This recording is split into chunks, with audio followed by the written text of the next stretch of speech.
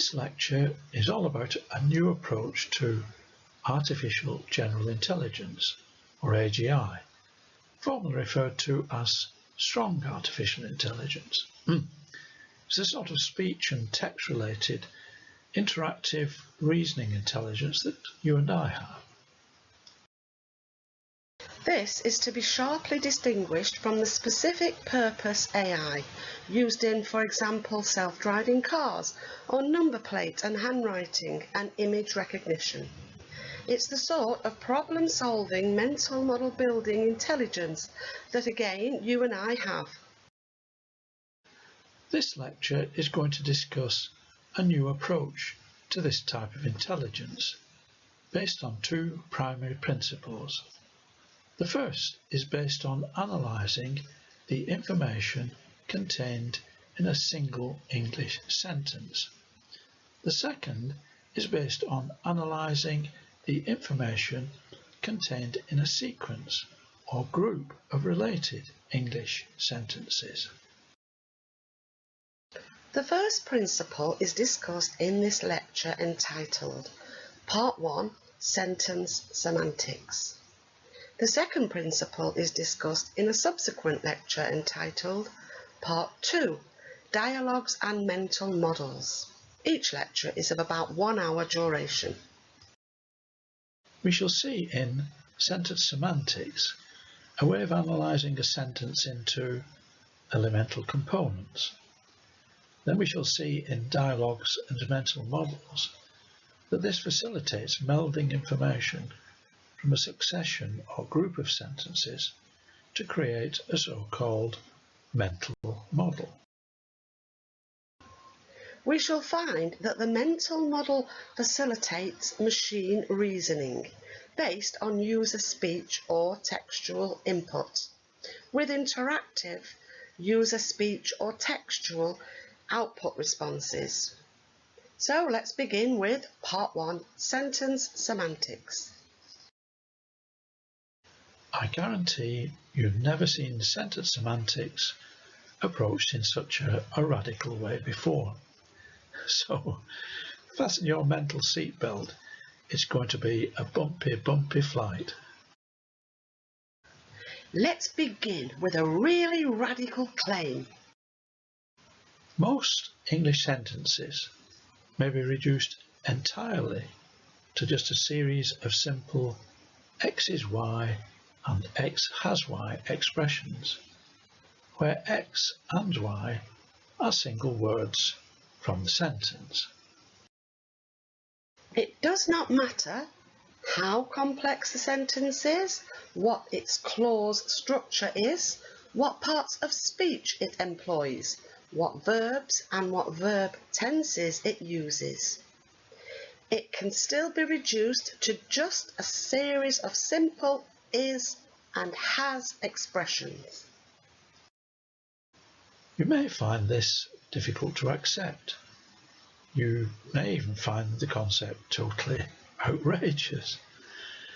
I ask you to please be patient and continue to listen whilst I convince you that this really is the case.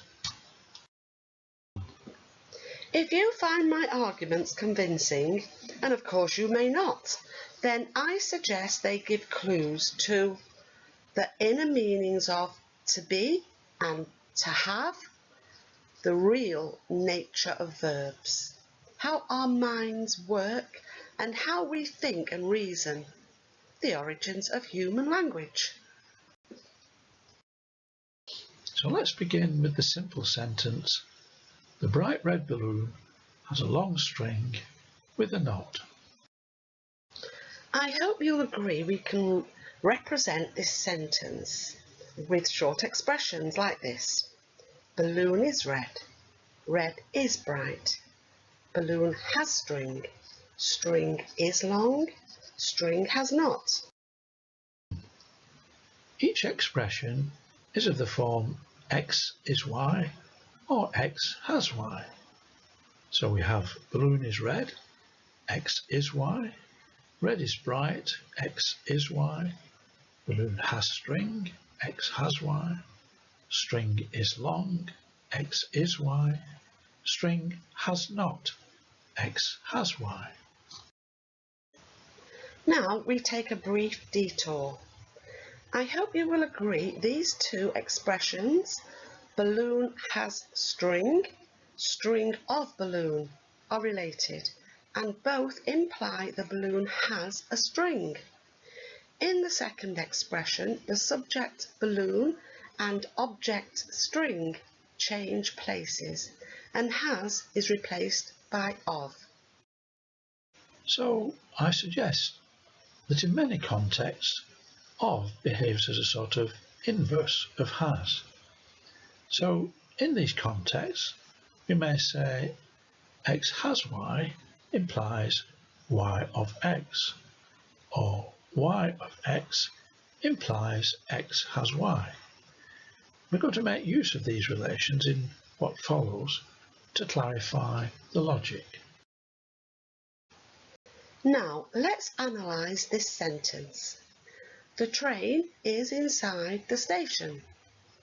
We can make a start by saying train is inside. But then at inside the station we get stuck, don't we? Or perhaps not.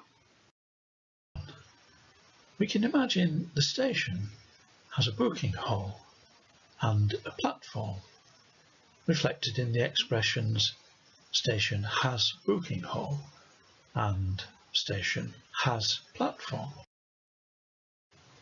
Is it too outrageous then to suggest that the station has an inside, reflected in the expression station has inside?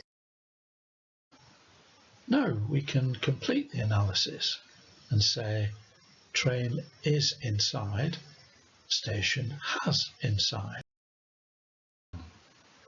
But using the previously discussed has of relation, we can say station has inside implies inside of station, which sounds more familiar.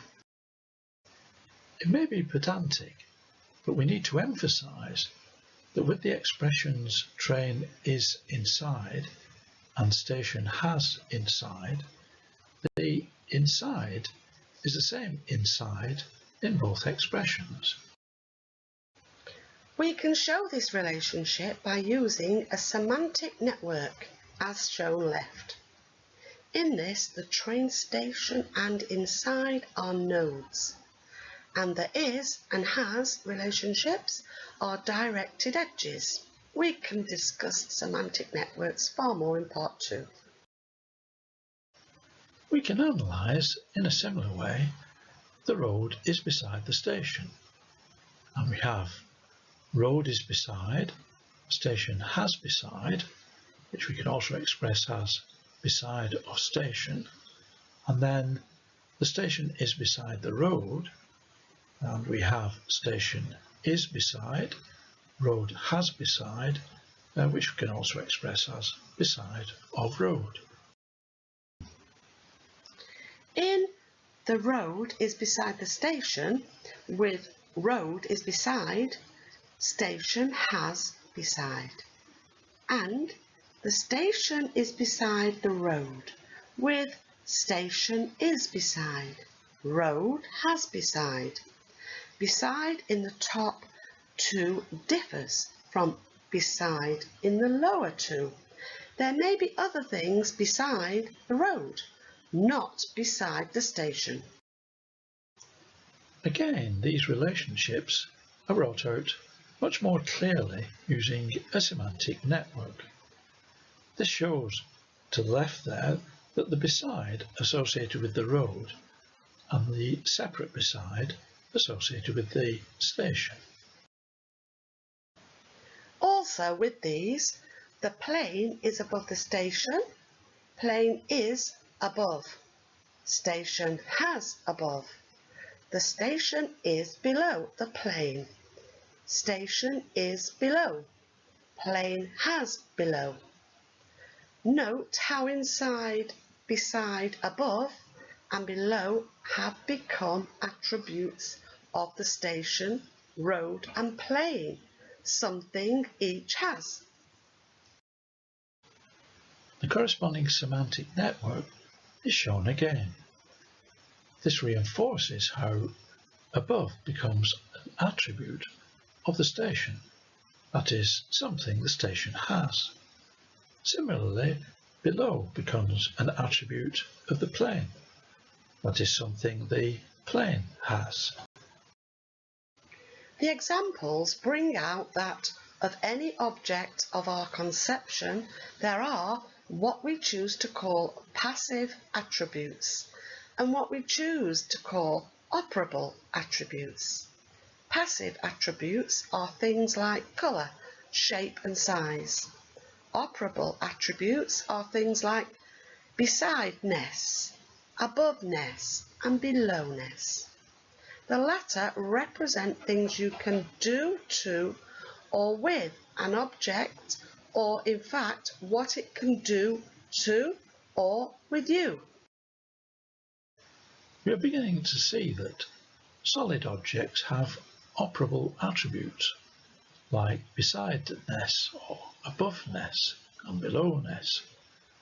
More ephemeral things like travel destinations don't really have these, but have operable attributes like via-ness, for example, via Manchester. Gases, of course, don't have any of the above, but one like within-ness. We're shortly going to encounter some very significant operable attributes. The verbs in the sentences so far have been based on to be or to have, represented by is and has, respectively. Now we start to look at more general verbs. Consider the sentence, Jack climbs up the hill. This looks rather daunting, perhaps, to convert to an is-has representation. And you might wonder, how on earth are we going to manage it exactly? Let's begin by converting the verb climbs to the participle is climbing. But wait, doesn't Jack climbs differ slightly in meaning from Jack is climbing? True, Jack climbs in case perfect, with some implication the climbing is complete. Jack is climbing is case imperfect, with some implication the climbing activity continues. But I suggest in common parlance we wouldn't make a big deal out of the difference in meaning between Jack climbs and Jack is climbing. However, much later in part 2, I'll show how we can actually delineate this difference if we really need to. For now, in the interests of simplicity, I'm simply going to ignore it. So our analysis begins. Jack is climbing up the hill, giving Jack is climbing. Climbing is up, leaving us with the challenge of climbing up the hill. Now we can imagine the hill has attributes such as grass and a tree, reflected in expressions such as hill has grass or hill has tree. I suggest climbing can also be regarded as an operable attribute of the hill, reflected in the expression hill has climbing. So now we can complete our analysis as follows. Jack is climbing, climbing is up, hill has climbing.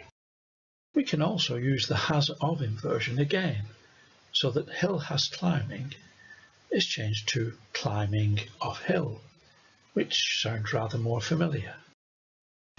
You might be concerned about hill has climbing. If Jack was in space, away from any celestial or artificial body, could Jack do any climbing? I suggest not. Jack needs something to climb before he can climb. In our case, that something is the hill. The climbing is just as much associated with the hill as it is with Jack. You might still be concerned about hill has climbing.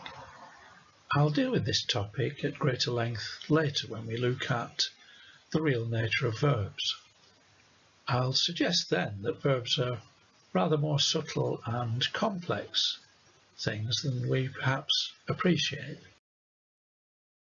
Finally, to the left, we have the semantic network representation of the analysis. Jack is climbing. Climbing is up. Hill has climbing. Climbing of hill.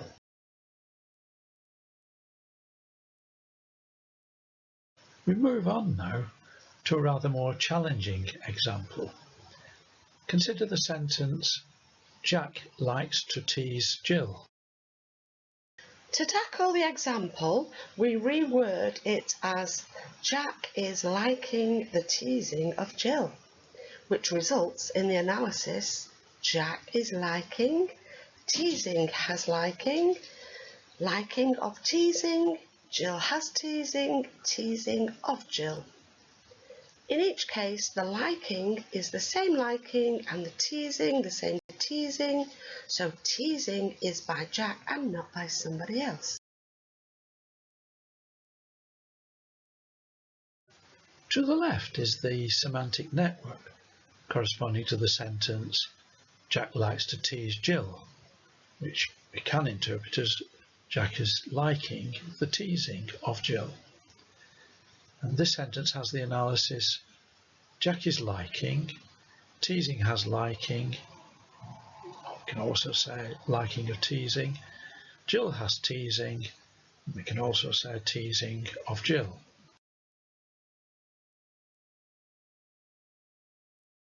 Here is an even more challenging example.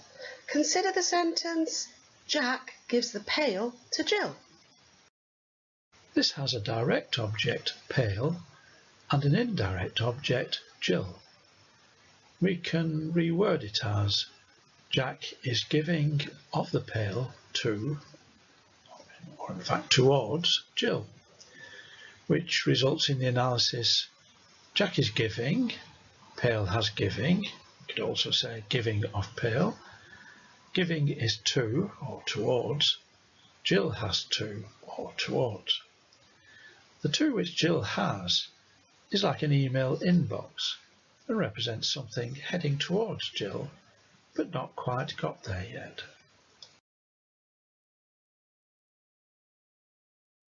Again, left, we have the semantic network representation of the sentence.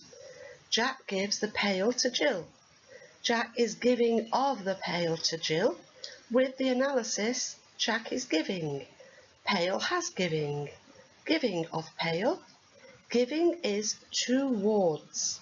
Jill has towards. So far, all the verbs we've encountered have been in the present tense. We now examine how verbs in other tenses may be handled. Let us pitch the earlier sentence into the past tense by saying Jack climbed instead of Jack climbs. To give, Jack climbed up the hill. How can we tackle this?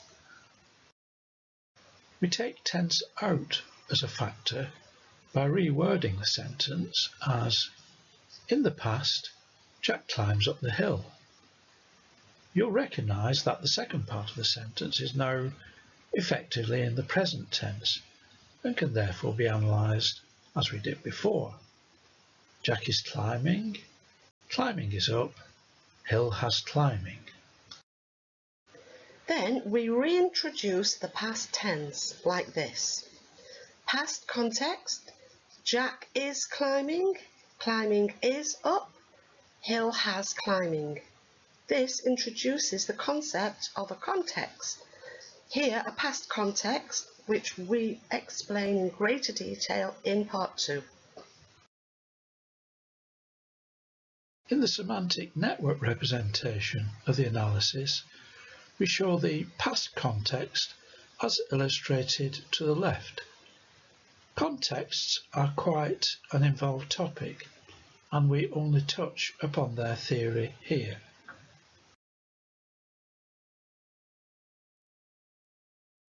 If we pitch the earlier sentence into the future tense by saying Jack will climb instead of Jack climbs to give Jack will climb up the hill, we can tackle it in a similar way using a future context.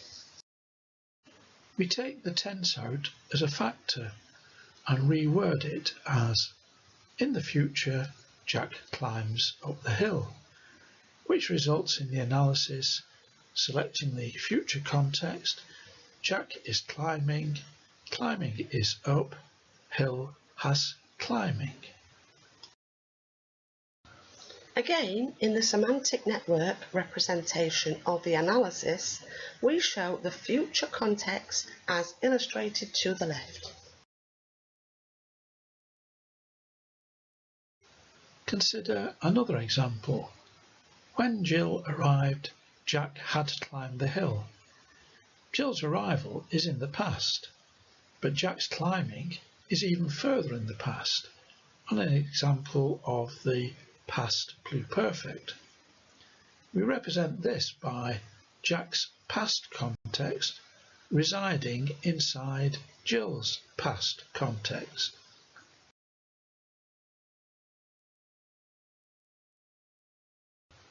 Sometimes a sentence may contain a mixture of tenses. Here's an example.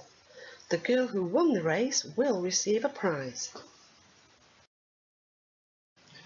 To tackle this, we first reword it as in the past, the girl is winning the race and in the future is receiving a prize. Then, using contexts, we analyse it as selecting the past context, girl is winning, race has winning, also winning of race, and selection of future context, girl is receiving, prize has receiving, receiving of prize. Finally, we have the semantic network representation of the analysis of the sentence. Past, girl is winning, race has winning, future, girl is receiving, prize has receiving.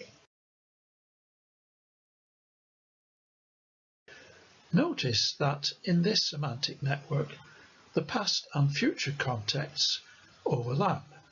The girl exists in both the past and the future. How this is handled in practice lies beyond the remit of this lecture, but some further exploration of the topic occurs in Part 2.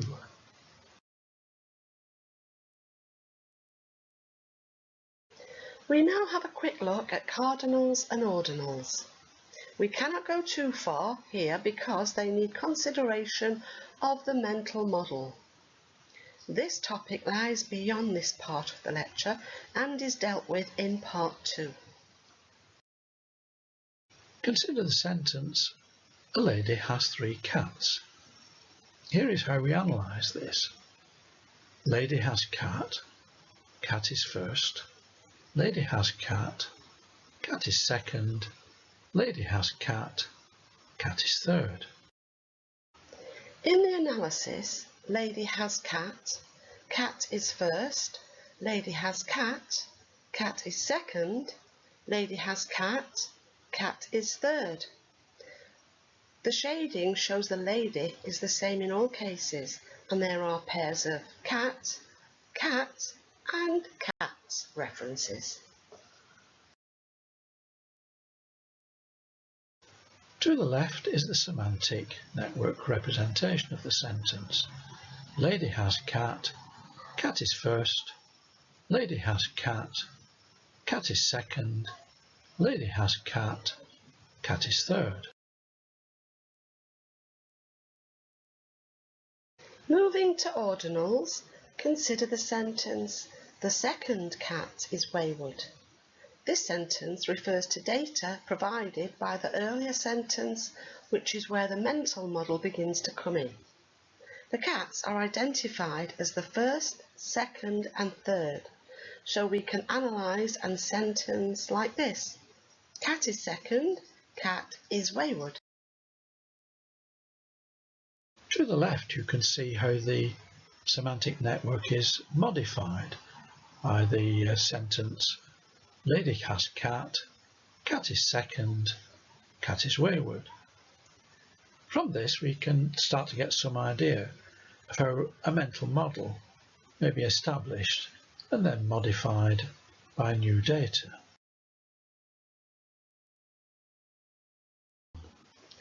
We now have a quick look at sentences with clauses. Again, we cannot go too far because they need consideration of a mental model. And again, these are topics beyond this part of the lecture. Consider the sentence, a balloon that is bright red has a string that is long with a knot. Here, that is bright red and that is long and with a knot are all clauses. Here is the analysis. Balloon is red, red is bright, balloon has string, string is long, string has knot. We can see here clearly that the clauses do not influence the analysis in any way, which is the same as in the very first example that we encountered at the beginning of this lecture. Importantly, although clause addition has not influenced our is-has analysis, the change phrase order has enabled aspects of our personal view of the significance of the balloon and its string to be included in the sentence. We will return to a discussion of this aspect of sentence construction shortly. We now start to have a look at prepositions. If I say, Jack is buying a pail for Jill, what exactly does for mean here? Generally, to do our analysis, we need to ascribe meaning to prepositions like this, used in context like this. I suggest here in this particular case that for Jill means that Jill will have. This can then be analysed as present context. Jack is buying, pail has buying, buying of pail, future context, Jill has pail, which as we saw earlier can be represented as present and future context on the semantic network. Let's look now at possessives.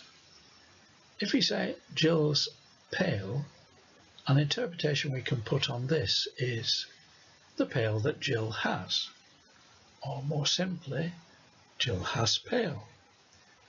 You might argue Jill's pail just implies ownership and not necessarily possession of the pail, but I suggest Jill has pail is just as imprecise really.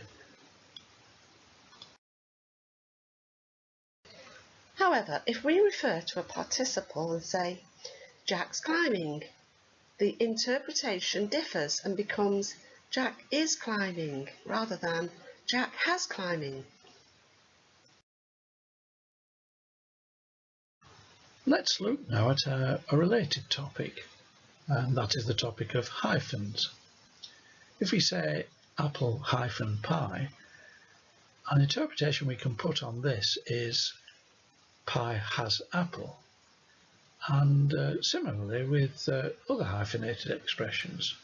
For example, control room, room has control. We pause now to look at one or two random examples of is-has analysis. This is the beginning of a beautiful friendship. Humphrey Bogart, Casablanca. This is beginning. Friendship has beginning. Beginning of friendship. Friendship is beautiful.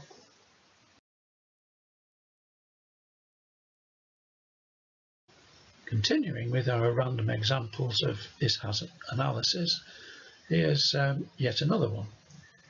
Patriotism is the last refuge of a scoundrel, attributable to Samuel Johnson. So the analysis of this is patriotism is refuge, Scoundrel has refuge. Refuge is last.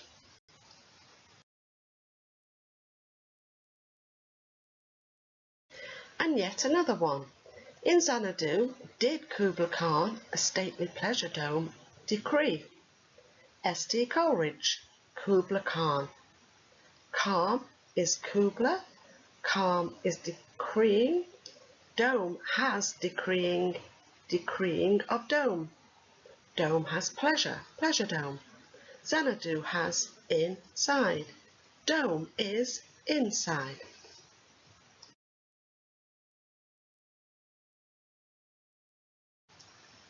You may ask, is the method of sentence analysis shown here in this lecture entirely new?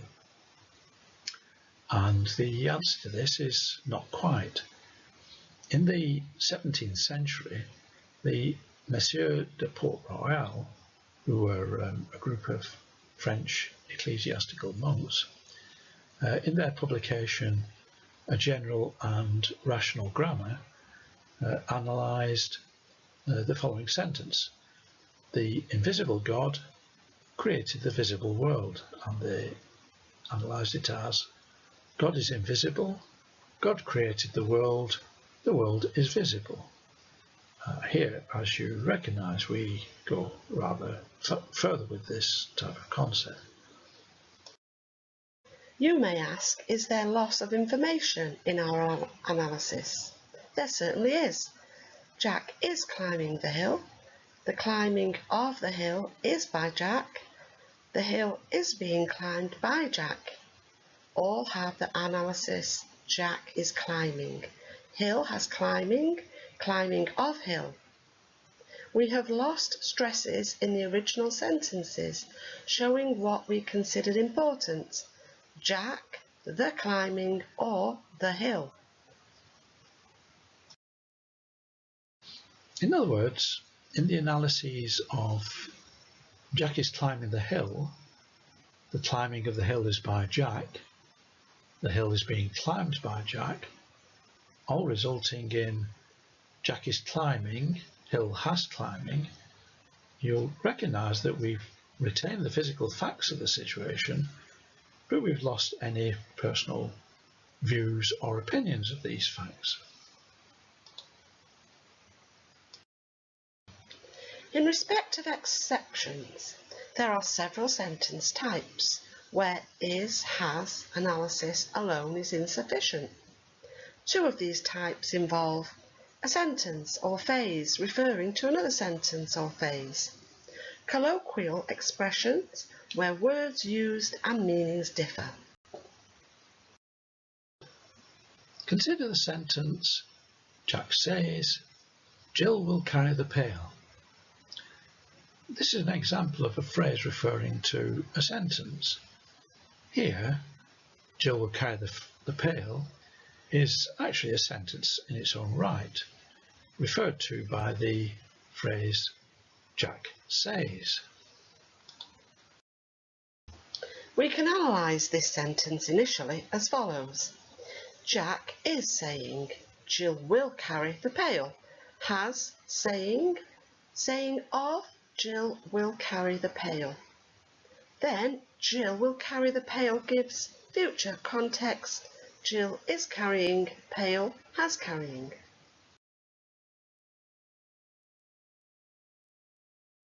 We can represent the sentence Jill will carry the pail with the semantic network to the left, using contexts again. Here we have a future context contained within a quoted speech context. Further discussion of contexts lies beyond this lecture.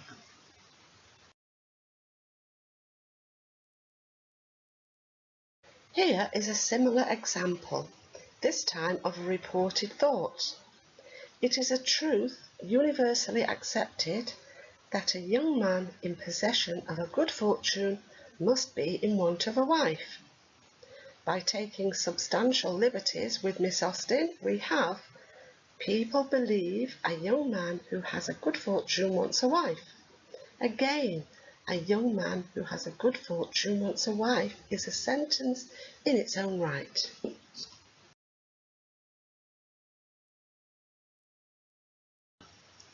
So we end up with the analysis, people is believing, we change the are to is, man has fortune, man is young, fortune is good, man is wanting, wife has wanting, which we can also interpret as wanting of wife.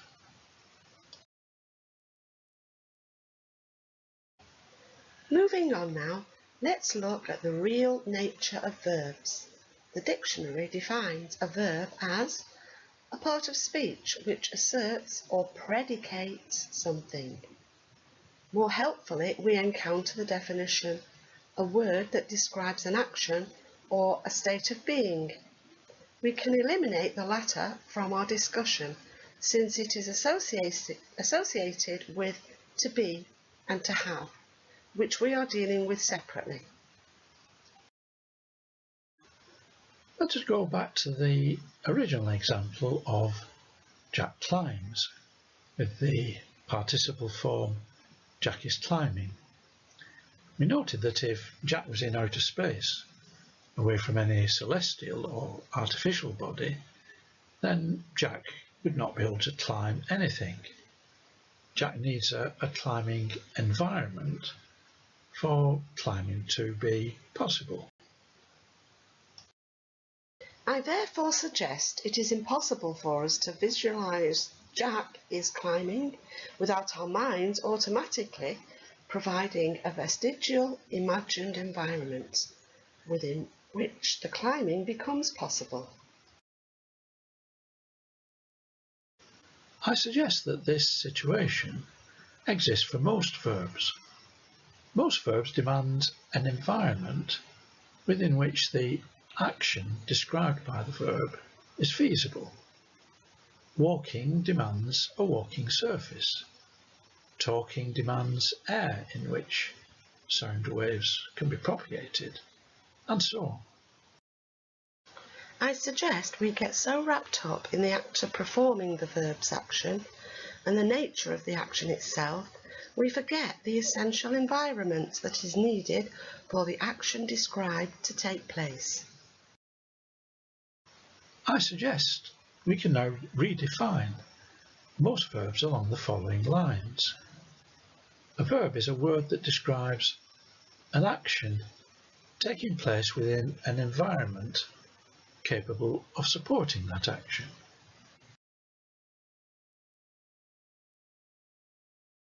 The question must now arise, what is so significant about to be and to have that their third person declinations is and has are such dominant components in our analysis of sentences?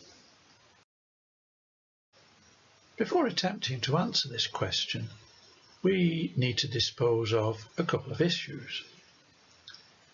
The first issue is that the main auxiliary verbs in English are based on to be, to have, and to do.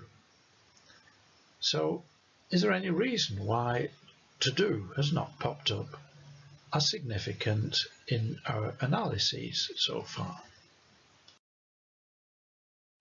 We use declinations of to do as an auxiliary verb in the formation of negatives. Jack doesn't climb up the hill. Questions. Does Jack climb up the hill? And emphatics. Jack does climb up the hill. The first two, that is negatives, Jack doesn't climb up the hill, and questions, does Jack climb up the hill, occur with dynamic operations on the mental model and are left to the Part 2 lecture.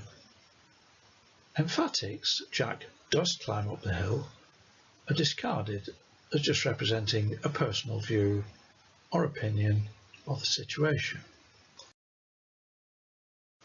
But to do on occasions appears as a verb, as in Jack is doing the washing, which gives Jack is doing, washing has doing, doing of washing. There's a further aspect of to do which is worth a mention. Instead of saying Jack is climbing, we could say Jack does climbing. Representation of this on a semantic network would actually require the use of a does edge. This increases the number of edge types, but could be computationally beneficial. To be frank, the jury is still out on this particular consideration. Returning to be and to have, the second issue is the big difference in the meaning of is in. Jack is tall and Jack is a doctor. I suggest the addition of a determiner after is, in this case the article a, as in Jack is a doctor, as opposed to its absence in Jack is tall, completely changes the meaning of the verb is. Note also that doctor is a noun whilst tall is an adjective. In the case of Jack is tall, we have the association of the simple tallness property with Jack, but in the case of Jack is a doctor, we have a much more complex situation. Somewhere, either in our minds, on paper, or elsewhere, is a concept of a definition of a doctor. So we may feel a doctor is kind, a doctor is compassionate, a doctor has a degree, the degree is medical, and so on and so forth. So, we have a list of things that a doctor is and a list of things that a doctor has. When we say Jack is a doctor, we cause Jack to potentially inherit all these attributes. So by using the shorthand of Jack is a doctor, it avoids us having to say Jack is kind, Jack is compassionate, Jack has a degree, the degree is medical, and so on. To summarise the construction, X is a Y, which we encounter in sentences, relies upon a definition of Y, which in practice may or may not exist. In part 2, we go into detail about such definitions, how they may be set up and then subsequently called upon. Having dispensed with these two issues, let's now return to a consideration of the nature of to be and to have. Consider first the very much simpler concept of to be. I suggest to be is used, is for things we directly sense, for example, sight and sound, is bright, is red, is round, is loud, is tuneful, and other senses, is hot, is painful, is hungry, is thirsty, or sensed emotions, is happy, is excited, is depressed. Shortly, in connection with the origins of human language, I'm going to suggest why to be is for things we directly sense. But now we're going to move on to consider to have. I am going to begin by suggesting that to have is a phenomenally complex and powerful concept. I am going to suggest that the concept of having forms the basis of all our mathematics, science and engineering. Why? Once we start to embrace the concept of to have or having, then I suggest we are grappling with the concept that a thing can be composed of sub-things. That is, a component can be composed of subcomponents, that a heap or group can have individual members. Once we use the expression X has Y, we are flagging that Y is a sub-thing or subcomponent or a member of X.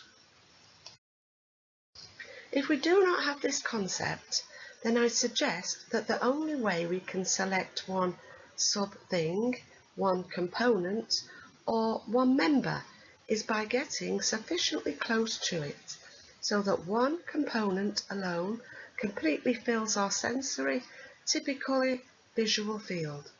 We have effectively zoomed in on it. There are two complementary aspects of to have. The first is the realization that an existing thing can be analysed or split up, either mentally or physically, into sub-things. But the second is that a new thing can be brought into existence by combining, either mentally or physically, from sub-things. Once we have the concept that a thing can be split up into sub-things, then we soon realise that the sub-things can also be split up into sub-things, and so on, to any depth we choose. I suggest that a large part of physics is concerned with recognising that components may be split into subcomponents, that may be split up into subcomponents, and so on. But I suggest this leads us into arithmetic. If we add one lot of sub-things to another lot of sub-things, we move towards addition.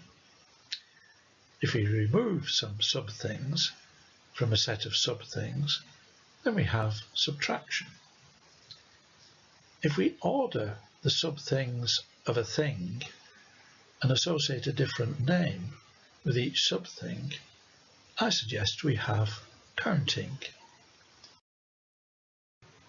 If we start to associate names with separate sets of sub-things, we have algebra. Very soon, algebra leads us into higher mathematics. So I strongly suggest and repeat that the deceptively simple concept of splitting a thing up into sub-things or a component into subcomponents leads us into all of our physics, mathematics, engineering, and scientific technology generally. We must not underestimate the tremendous power of the concept of to have. If we accept that all sentences are reducible to sequences of is and has expressions, and of course you may choose not to accept this, then we may be able to speculate on the origins of human language. It is just possible that sentences are reducible to is and has expressions, because each is a coalescence of completely separate is and has utterances existing at the dawn of human language. In other words, is it possible to break sentences down into a series of is and has expressions? Because at the dawn of human language, that's exactly how they started out, as a series of separate is and has utterances. We can imagine that gradually sequences of separate is and has utterances merged to become sentences. It facilitated more rapid speech, of course, and that's why we can take a sentence now and with some thoughts break it back down into the original elemental is and has expressions.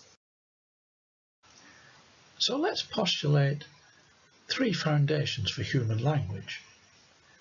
The first two I suggest are features of many lower animals, but the last I suggest is just a feature of ourselves and possibly some hominids. So here we go. 1. A sense of sequence. Event A is often followed by event B. 2. The is expression. I am hungry, I am hurt, there is danger, I am angry. 3. The has expression. Something is composed of separate identifiable members. So firstly, a sense of sequence. Event A is often followed by event B, sometimes described as a sense of causality. Your dog gets excited when you pick up the lead. You can see the evolutionary advantage for any organism of being able to predict future events based on present events. So I suggest this leads to a sense of past, present and future. That is a sense of tense. If you think about it, any organism capable of detecting new event sequences needs sophisticated biological hardware and software. It must keep a substantial record of events and then do complex statistical analysis on this record to detect that B often follows A. Even more complex analysis is needed to detect B follows A, as long as C isn't present, and so on. Secondly, the is expression. I am hungry, I am hurt. There is danger, I am angry. I suggest that primitive animal cries reflect things the animal directly senses. Hungry, hurt, danger, go away. One can imagine, perhaps, that with the coming of greater human vocal ability, these cries will become more sophisticated and become the is expressions that we know now. 3. The has expression. We have already extensively discussed the nature of this possibly unique human or hominid concept and the reason why we may have been able to develop science and technology from it.